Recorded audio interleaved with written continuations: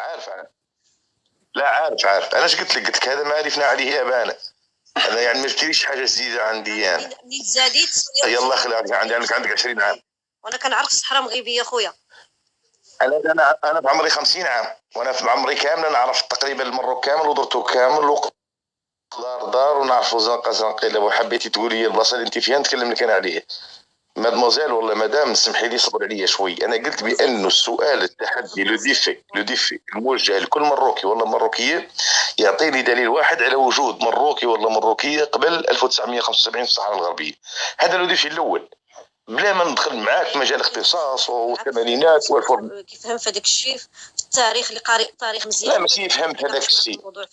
هذا كامل قلت لك هذا القاريين ديالكم جبناهم هنايا. ما كان حتى شي واحد جاب لنا شي حاجه. ما كاين حتى شي واحد جاب لنا شي دليل. انت راسك قلتي لي عندك يا ودي شكون هادو الغادي جيبي لي دليل واحد سيري قلبي. انا نعطيك مساحه ونعطي على هذا اللايف هذا ورجعنا لهذا اللايف هذا. النهار اللي تلقاها قسما برب السماوات حتى نخرج امام العالم ونقول ماشي نقول الصحراء غربيه مغربيه نقول الصحراء مغربيه ونقول الجزائر مروكيه ونقول موريتانيا مروكيه واللي بغيتي ديري فينا. انا اعطيتك سؤال واحد بسيط انت ما عاودتي لي حتى شي حاجه جديده. قلتي بانك جيتي القرقارات اثر القرقارات يعني ما بدات في البروز الا في حدود سنه يعني 13 نوفمبر 2020 يعني قبل ذلك العيون كاين طنطا اسمعيني ما جبتي لي شي جديد. نحس مصطفى لوندنا بيطيح في الهضره. هي ما تجيبش 1979 تحدى كذلك تجيب لي مروكي كان في الداخل هذيك المنطقه قبل 1979 فالداخل والعيون والسماره هذا عمليه يعني كولونيزاسيون سيستيماتيك. هذا استيطان ممنهج. المراكه دخلوا بغضوا اخضر من طرف مجموعه من القوى الكولونياليه اللي خلاتهم حقيقه الباب مشرع امام الغزو امام الترهيب لانه كان الغطاء الجوي والعسكري والات الدمار اللي استخدمها المروك واستخدمها نظام موريتانيا انا ذاك للاسف الشديد في حدود 1979 انسحبت موريتانيا من الصحراء الغربيه اللي وقسمت بالتالي احتلها المروك. فالنظام وظيفي نظام تاعك انت نظام وظيفي ما عندكم لا استعمار ما قاومتوا استعمار وما جاهدتوا ولا عندكم اي شيء. اذا انتم دوله وظيفيه ما كان حتى شي واحد ينفي هذا الواقع. ونحيلك الا كنتي تقراي ومازلتي صغيره ما شاء الله 28 هي دابا الجزائر دابا الجزائر تقراي بنتي. شوفي بنتي انا ننصحك بنتي الجزائر تفضلي انا بغيتك ننصحك تقراي شويه مازال قدام. دابا الجزائر جايه من جهه الصحراويين جايه جهتكم هي اللي تدعمكم وقيل دابا هي اللي مدعمكم. شوفي الجزائر جايه مع الحق ماشي خطوه. الجزائر جايه مع الحق. شوف اولا حق تقرير الشعوب تقرير مصيرها مدعمكم الجزائر. شوفي انا كصحراوي لا اخجل بانه نقول وما عنديش مشكل. واش جبتي شي حاجه جديده عليا انا؟ الجزائر تدعمني انا. انت دعمتك فرنسا العسكريه كاينه الرايه ديال الجزائر كاينه ديالكم نتوما فهمتي يعني تخرب بين بعضياتكم. ها الرايه ديالكم الرايه ديال الصحراويين والرايه ديال الجزائريين. كملتي كلامك خليني نتكلم تسمعيني. زيد خليني باش ما تعاوديش السينتا بحال حافظه السينتا باش ما تحفظيش السينتا شي شويه وتعاوديها نفسها لانه مليت انا بهذا. شوفي انا لما نقول لك بانه الارض نتاعي وقسمت يعني اسبانيا باعتني اللي هنا هي المستعمر الفرنسي هي المستعمر السابق. التركه الاستعماريه ما حاولش حقيقه تصفيها كما طالبها مجلس الامن الدولي والجمعيه العامه المتحده واعطت ما لا تملك لمن لا يستحق بنفس الطريقه اللي نعطى وعد بالفور. يعني هذا هو الشبه بين المروك وبين اسرائيل. واعطتها للمروك واعطتها لموريتانيا واقتسموا ارضي. واحدين داو الساقي الحمراء والثانيين داو واد الذهب. ايش باغي ندخل في اشكاليات واد الضرعه واد نون وما الى ذلك. اذا قسموها عندي المحيط الاطلنطي فين بغيتي نطير. بغيتي نمشي للبرازيل بغيتي نمشي لساوث افريكا بغيتي نمشي لليابان فين بغيتي نمشي انا. اذا مشيت الجزائر قامت بما يمليه الضمير كيف اللي قال الاخ بلاتي صبر عليه بما قامت به الضمير ساندت الحق. الجزائر لو كنت تقراي بنتي وانا نصحك تقراي بانها قلعه للصمود ومهد للثوار وللاحرار. والجزائر دعمت بيليزي اللي كتسمعي به انا مانيش عارف بانك مازلت صغيره ما تعرفيش بيليز. ودعمت ناميبيا، كانت مستعمره من نظام الابارتايد في جنوب افريقيا، كان هناك نظام توسعي كذلك بحال المروك. يعني قال لهم بانه يعني موريتانيا نتاعي، وقال لهم مالي نتاعي اللي هي السودان سابقا، ويعني هذه الارض كلها نتاعو، عنده اطماع توسعيه كامله. احلام اليقظه. الجزائر ايوه يعني هو اطماع. الجزائر دعمت مجموعه من البلدان، قلت لك بيليز، دعمت ناميبيا، دعمت اريتريا، دعمت تيمور ليستي، دعمت كل هذه البلدان. مبدا السوء الجزائريين بانهم حسوا بطعم الثوره وقيمتها وقيمه التضحيه. انت النظام نتاعك يا الاخت المروكيه، قلت لك من 1912 ننصحك باش تقراي انه كانت معاهده حمايه، وبين النظام نتاعك انت في الوقت اللي كانوا اسلافنا نحن الصحراويين يقاتلون ويجاهدون ويذودون عن حوض الوطن بدمائهم الطاهره سنه 1934. وما نسميه في ثقافتنا الشعبيه بملقى الحكامه، والله بالفرنسي يقولوا لا سوميسيون ديال لا ريزيستونس، الاستسلام، لانه كانت قويه فرنسا انا ذاك ليبوك، انه كانت امبراطوريه بحكم على انها كانت تسيطر على منطقه الكوميونتي الفرنسيه كامله. فبالاكيد على انني انا لا اخجل بين الجزائر تدعمني ودعمني من نظام معمر القذافي الله يرحمه، وتدعمني اليوم ساوث افريكا جنوب افريقيا نيلسون مانديلا ديزموند توتو تاع مومبيكي، قوليها وتدعمني بوليفيا، وتدعمني فنزويلا، وتدعمني كوبا، ويدعموني كل الاحراف العالم. ولكن قولي واثق بانه الخليجي كيدعم، قوليها قدام الملأ، وقولي بانه اسرائيل كانت تدعمك، قوليها اسرائيل هذا الكيان السرطاني الورم كيف النظام تاعك انت يدعمك، وقولي بانه فرنسا الى الامس وهي تدعمك داخل مجلس الامن الدولي، فرنسا السيده هي تحكم فيكم، تقولي بانها تدعمكم، ودعمتكم اسبانيا ذي الوجهين، انه كانت هي سبب المشكل، وهي اللي دعمت نظام وظيفي، خلقت هذا النظام الوظيفي اللي يلعب لاعب. مانيش باغي نطيح الكلام والله، نقول اني نعرف المروك ونعرف الخلقيات ديالو ونعرف الخلقيات ديالو. اذا هذا هو اللي قوليها امام الملأ، قولي بانه هذه يدعمكم. كذا ما بغيتش نعطيك الارقام وبلغي.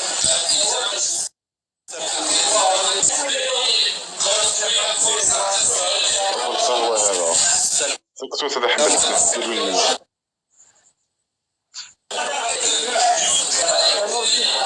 في القهوه هبط استهمل في القهوه.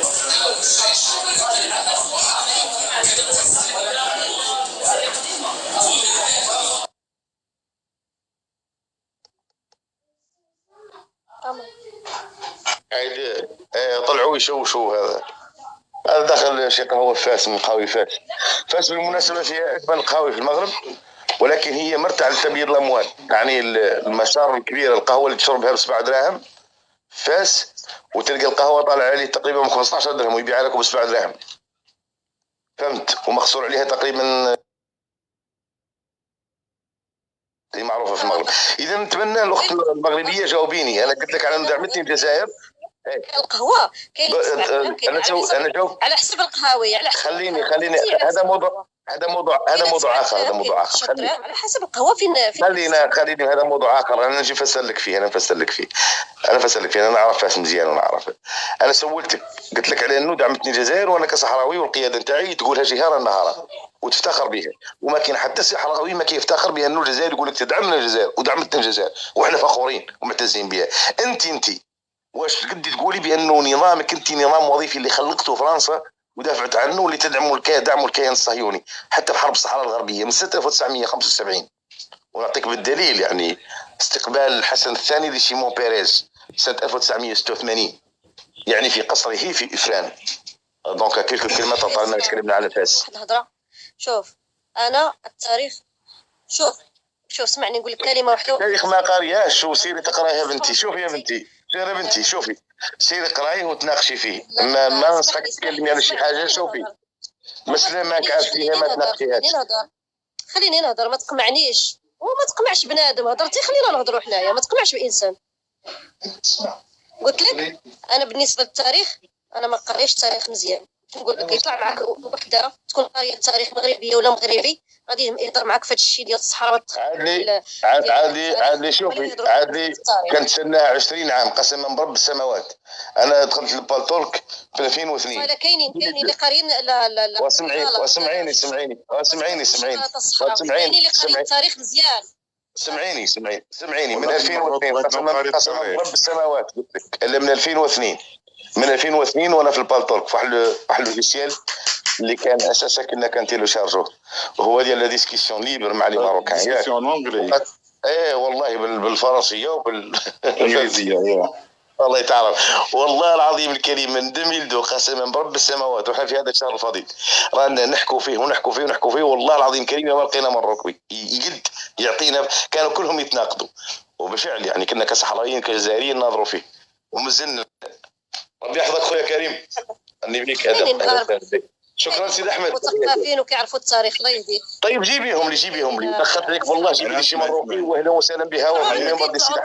طلعوهم والله مازال ما شفتش والله العظيم الكريم راح يعطيه سيد احمد يعطيه. ها هو سيد احمد قسم اللايفات الجزائريين والصحراويين والله العظيم الكريم ما يقمعوا، وقسما بالله كي راح نروحوا عند المغاربه الا يرتعدوا الا يرتعوا يقمعوك يقمعوك والله العظيم الكريم يخافوا. وقسما بالله هي الجزائريين اللي يعطوك ويسبوا الجزائريين. قال لك ودي ما تسبليش غير الشهداء والدنيا هانيه.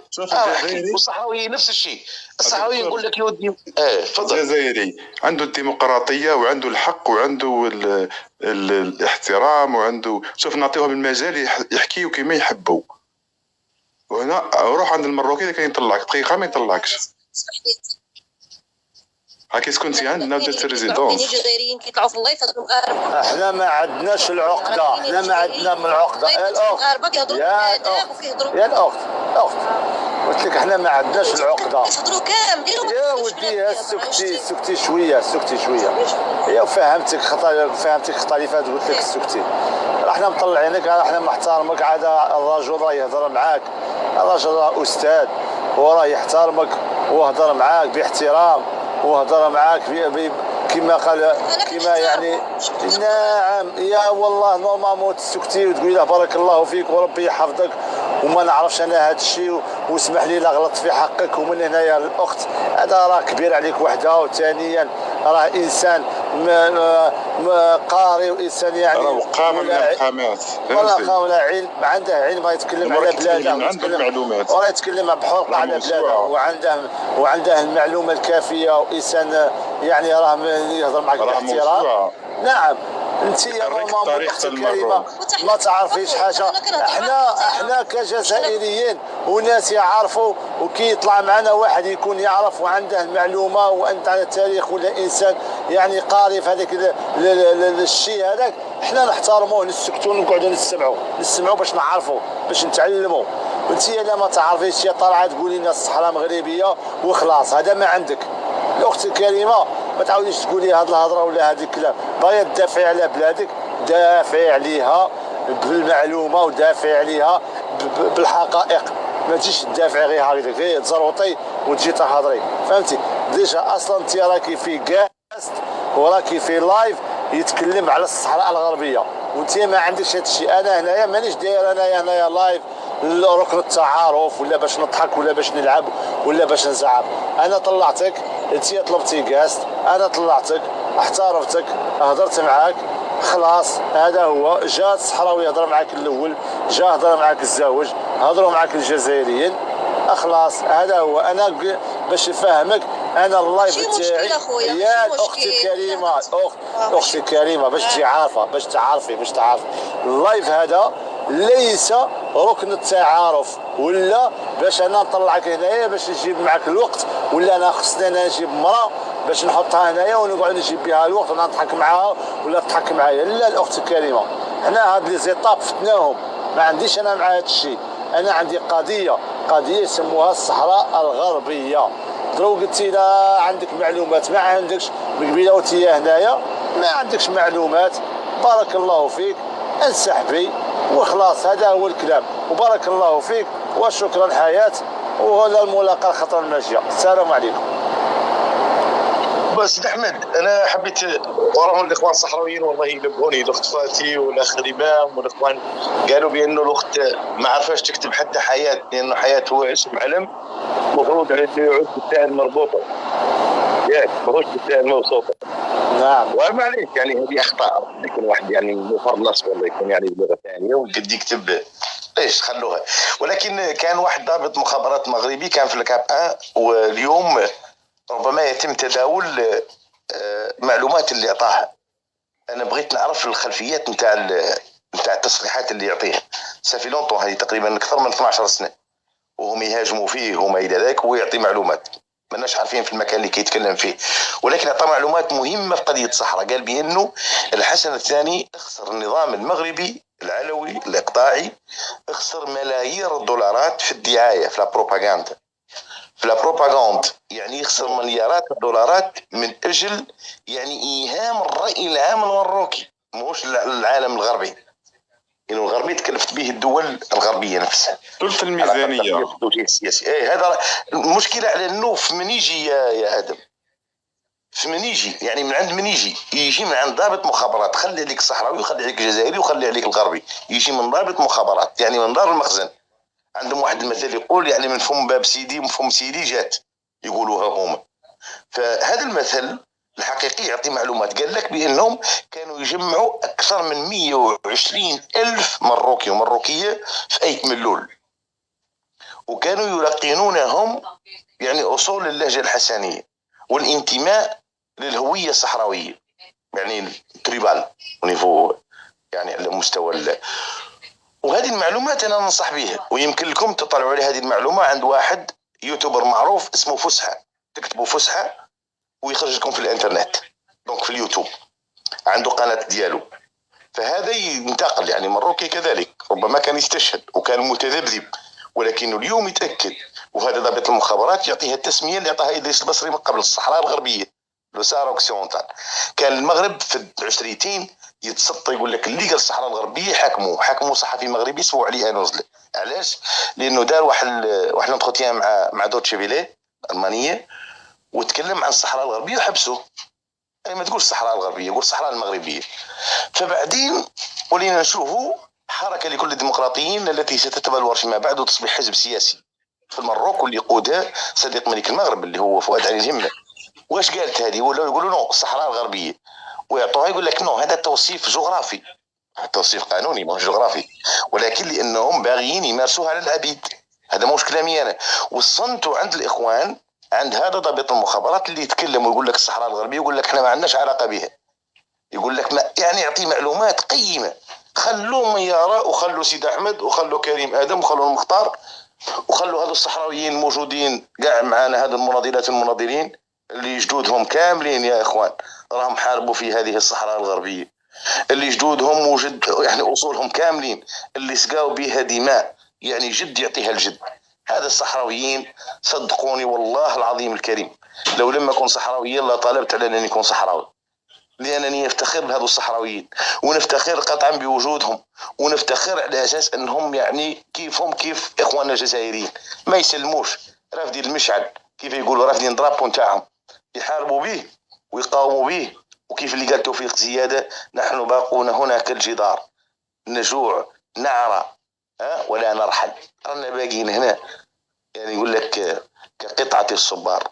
والله هذه نصيحة قبيلة مهمة، على انه الضابط احمد البخاري اللي كان ضابط كبير في هذه المخابرات المغربية، يعني قبل ما يتحول يسموه لا دي جي ستي، يعني كان يقالوا الكاب 1، فالكاب 1 والكاب كاب 1 بي كاب 1 كان جهاز قوي، ويتكلم لك على لا ستركتور نتاعو، شنو هما لي سيرفيس نتاعو، شنو هو الفرق بينهم.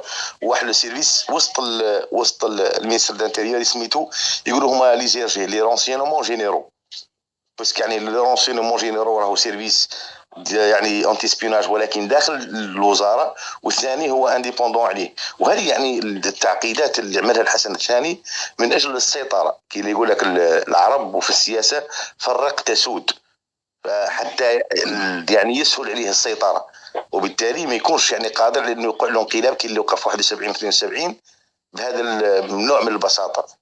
الثاني كان يستشرف كي العمليه اللي داروا للدليمي، احمد الدليمي، اللي كان يعتبر على انه واحد من الناس اللي يعني في الصحراء الغربيه، ولكن في لحظه من اللحظات يقول لك انه وقع صراع معه مع الحسن الثاني، وعلى انه رفع صوته على الحسن الثاني في القصر في مراكش، وعلى انه كاد بالكاد على اساس ان يوقع انقلاب في تلك الليله.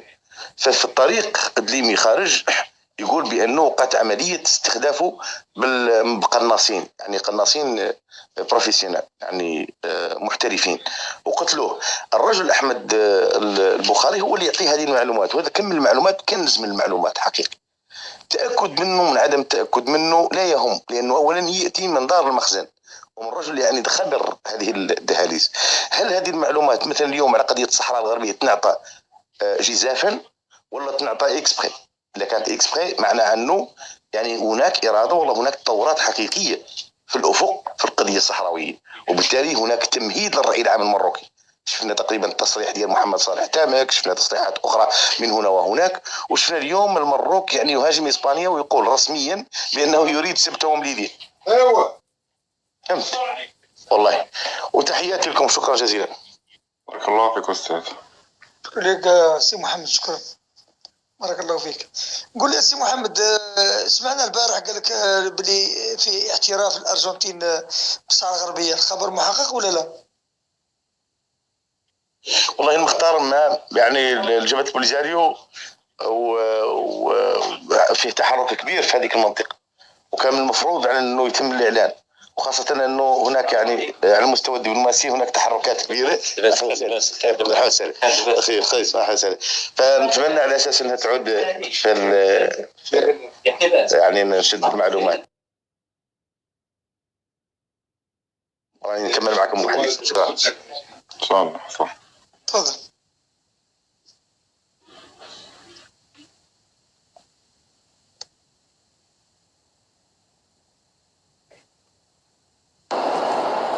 المختار غدوة تبكر ولا ما تبكرش؟